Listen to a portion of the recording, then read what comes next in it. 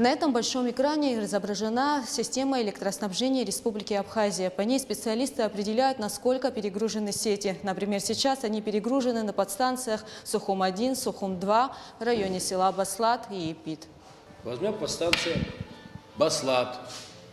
Сейчас, видимо, там уже отключили что-то. Епит, вот Т2. В номинале.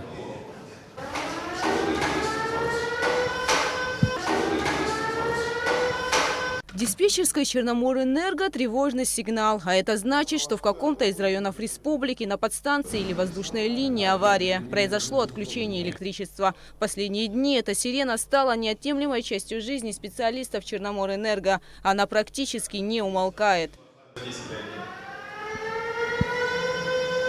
На Мысра-Тяга, да? На Мысра, да? Ну все, линию Мысра надо будет обойти сейчас. На этот раз авария произошла на воздушной линии Мысра. На место сразу же выехали специалисты РУП Черноморэнерго. Без подачи электричества на несколько часов осталась западная часть Гудаутского района. Сейчас, на данный момент, из-за аварии отключены подстанции Мысра-Тяга, подстанция Лыхны, подстанция Гудаута-110 и Гудаута-Тяга Т1. Вот эти подстанции сейчас без напряжения. У нас даже нет резерва из-за перегруженности наших автотрансформаторов, чтобы включить со стороны Сухума. Мы не можем запитать этот район. Пока нужно найти, где произошла авария. Выехала же бригада службы линейной, они обнаружат, ликвидируют. На сегодняшний день часть Абхазии снабжается электроэнергией из Унгургэс, но большая часть посредством перетока из России. Это помогло разгрузить воздушные линии. При этом, по словам специалистов, избежать перегруза на подстанциях не удалось. Дежурные подстанции вынуждены отключать те или иные фидера. Рост тут произошел, скорее всего, в связи с похолоданиями последнюю неделю. Это естественный рост нагрузок. И все знаем причину подключения майнинговых ферм по добыче криптовалют.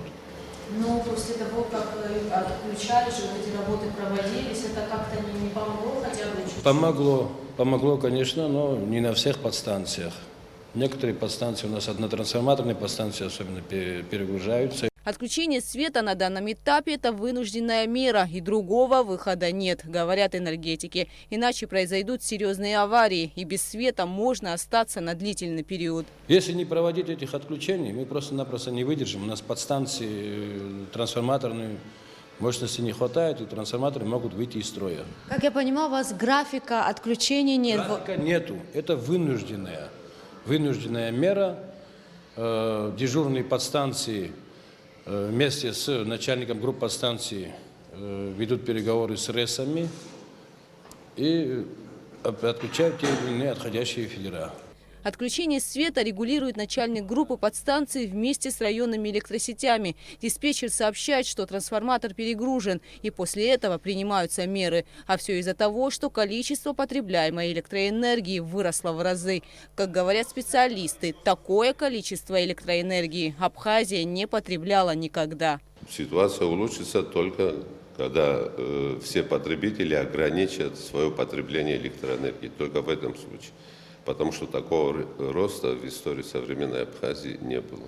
Это говорит о том, что много подключились незаконных потребителей. И вот эти ограничения, которые по регионам проходят, связаны именно с этим. И мы понимаем озабоченность населения, впереди Новый год, и в таких условиях постоянное отключение, включение, это массу неудобств приводит. Поэтому просьба еще раз, чтобы мы все в одной республике, кто бы чем ни занимался, кто потребляет электроэнергию в таких количествах, они должны понять, что если они не ограничат на какой-то процент, все должны ограничить, ситуация может только ухудшаться. На вопрос, сколько еще продлится незапланированный график отключения света по загруженности сетей, пока нет ответа. Ситуацию в энергосистеме страны сможет улучшить только отключение незаконных потребителей электроэнергии, то есть майнеров. И только тогда свет в домах будет стабильный. Гугуца Вардания, Инала Гухава, Абхазское телевидение.